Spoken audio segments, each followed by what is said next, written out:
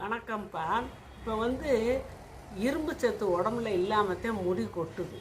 அந்த இரும்பு சத்துள்ள உணவுகள் நம்மளுக்கு அந்த முடி வளர்ச்சியை நல்ல பெருக்கக்கூடிய உணவு உணவு நம்மளுக்கு பீட்ரூட்டுப்பா. பீட்ரூட்டு ஒரு அளவான பீட்ரூட் எடுத்துக்கோங்க. தோலை சீவிட்டு நறுக்கி வச்சுக்கிட்டு ஒரு நெல்லிக்காய், பெரிய நெல்லிக்காய், அதையும் கொட்டை எடுத்துகிட்டு துண்டு துண்டாக நறுக்கி வச்சுக்கோங்க.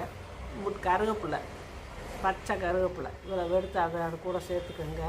இஞ்சி ஒரு துண்டை எடுத்து தோலை சீவி அதையும் நறுக்கியோ தட்டியோ அதுக்குள்ளே போட்டு ஒரு டம்ளர் 1.25 டம்ளர் தண்ணி அதில் ஊற்றி மிக்சியில் போட்டு நல்லா அரைச்சி அதை புழிஞ்சு காலையில் வெறும் வயிற்றில் 1 மாதத்துக்கு சாப்பிடுவாங்க.